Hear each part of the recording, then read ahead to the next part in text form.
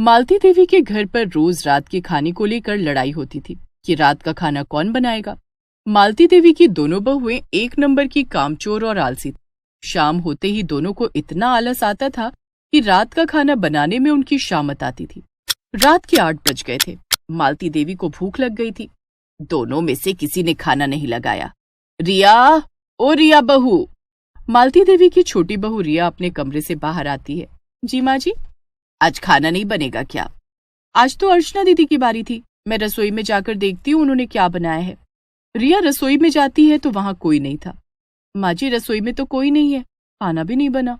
जाकर अर्चना को बुला ला। रिया अर्चना के कमरे में जाती है तो वो कान में हेडफोन लगाकर गाने सुन रही थी। रिया जोर जोर से चिल्लाती है, दीदी, अर्चना दीदी। क्या बात है रिया? आपको माँ जी बुला रही हैं। अर्चना बाहर मालती देवी के पास आती है। माँ जी, आपने मुझे बुलाया?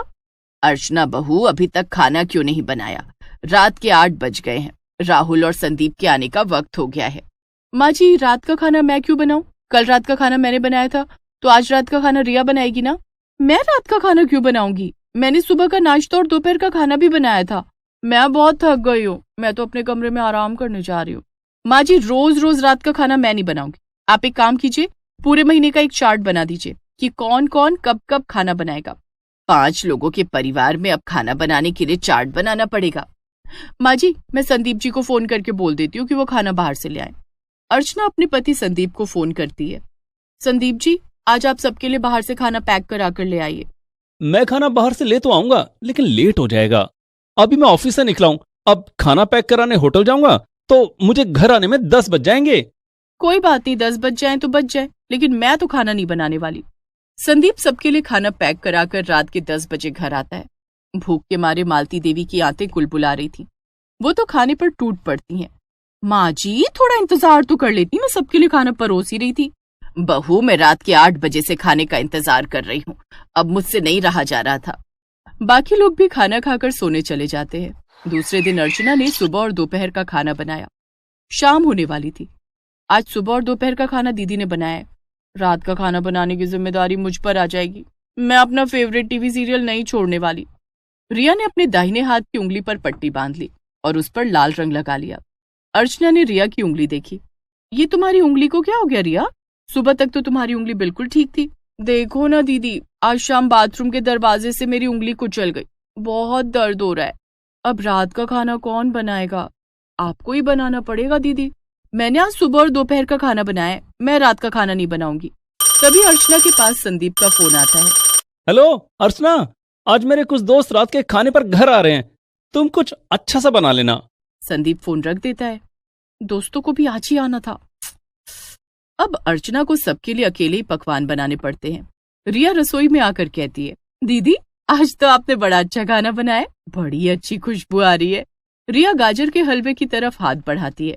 अभी खाने को हाथ मत लगाना रिया, पहले सारे गेस्ट खा लेंगे, उसके बाद किसी को खाने को मिलेगा। ये क्या दीदी, जब मैं खाना बनाती हूँ तब तो मैं ऐसा नहीं करती। अर्चना गुस्से में वहां से चली जाती है।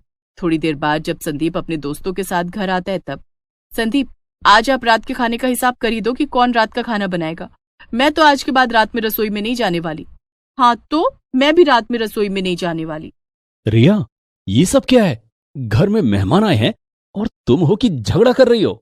राहुल रिया को चुप कराता है। अर्चना टेबल पर सबके लिए खाना लगाती है। वाह भाभी जी, क्या खाना बनाया आपने, मजा आ गया। हाँ, ऐसा लग रहा है जैसे किसी रेस्टोरेंट में बैठकर खाना खा रहे हैं। पनीर की सब्जी और मिलेगी भाभी जी। हाँ, लीजिए ना भाई साहब।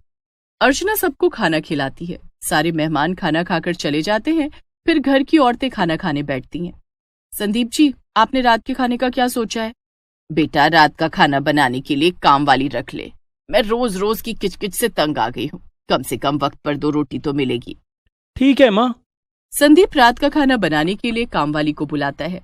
5 लोगों के हिसाब से 1 महीने का 10,000 रुपया लगेगा। 10,000 रुपए? ये तो बहुत ज्यादा है। इससे कम नहीं होगा साहब। दाल, सब्जी, रोटी सब बनानी पड़ेगी। 5 लोग हो तो 20 रोटियां तो बनानी पड़ेंगी। रख लेते हैं भैया, महीने के 5,000 आप दे देना और 5,000 मैं दे दूंगा। ठीक है राहुल। काम वाली रख ली जाती है, लेकिन पहले ही दिन से उसने अपने रंग दिखाने शुरू कर दिए। वो 8 बजे रात पे काम पर आई। मंजू, तुझे 6 बजे आने के लिए कहा था, तू 2 घंटे लेट क्यों आई? मालकिन, मेरे बेटे की तबीयत खराब हो गई है, उसे लेकर डॉक्टर के पास गई थी, इसलिए लेट हो गई। कल से मैं टाइम पर आएगी। ऐसा कहकर वो रसोई में चली गई। 1 घंटे में उसने खाना बना लिया। जाते समय उसने मालती देवी से एडवांस रुपए मांगे। मालकिन, मुझे 5,000 रुपए एडवांस दे दो, बाकी के 5,000 आप महीने के अंत में दे देना। लेकिन आज तो तेरा पहला ही दिन है।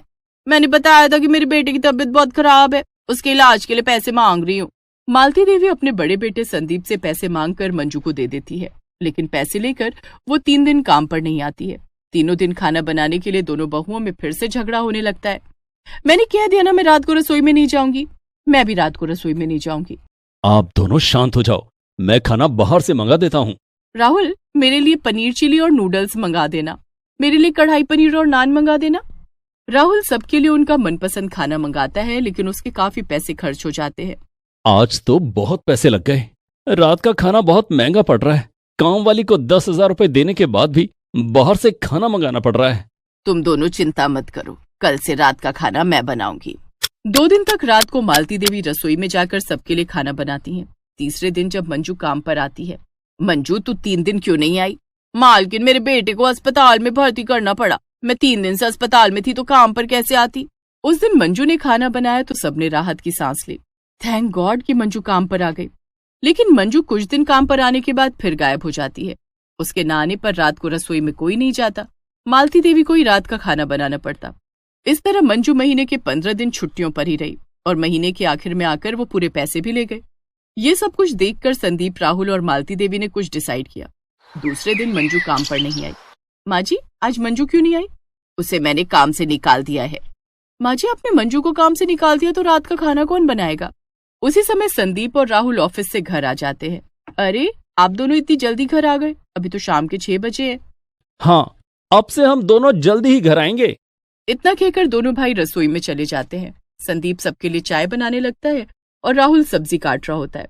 चाय बनाने के बाद संदीप सबको चाय देता है। भैया, ये चाय आपने बनाई है? हाँ रिया। राहुल कहाँ है? वो रसोई में है। रिया और अर्चना दोनों रसोई में जाती हैं तो देखती हैं कि राहुल सब्जी बना रहा होता है। राहुल, ये आप क्या कर रहे हैं?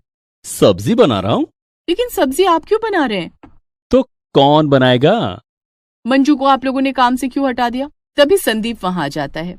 मंजू महीने में 15 दिन काम पर आकर महीने के पूरे 10,000 रुपए ले गई। बाकी के 15 दिन हमने बाहर से खाना मंगाया, या फिर माँ ने खाना बनाया, या फिर माँ ने खाना मंगाया। हम इतने पैसे बर्बाद नहीं कर सकते, और ना ही बुढ़ापे में माँ से काम करवा सकते हैं। इसलिए हम दोनों भाइयों ने ये डिसाइड किया है कि अब से रोज हम ऑफिस से जल्दी घर आएंगे और रात का खाना हम दोनों मिलकर बनाएंगे। लेकिन इससे आप लोगों की जॉब पर इफेक्ट पड़ेगा। हाँ, इस तरह रोज रोज आप लोग ऑफिस से जल्दी घर आएंगे, ये ठीक नहीं है। कुछ तो करना पड़ेगा रिया। या तो हम लोग नौकरी कर लें या रात का खाना बना लें। तो हमने रात की रसोई की जिम्मेदारी उठाने की सोची है। आखिर माँ को वक्त पर खाना देना हम भाइयों की ही जिम्मेदारी है। नहीं संदीप, हमें माफ कर दीजिए। आप दोनों ने हमारी आंखें खोल दी। ये जिम्मेदारी हमारी है जिसे हम भूल गए थे। आप दोनों कमरे में जाकर आराम कीजिए। आज से रात का खाना मैं बनाऊंगी। नहीं दीदी, आप अकेले खाना नहीं बनाएंगी, मैं आपकी मदद करूंगी। उस दिन से दोनों बहुएं मिलकर रात का खाना बनाने लगी और मालती देवी के परिवार में रात की रसोई का झगड़ा खत्म हो गया।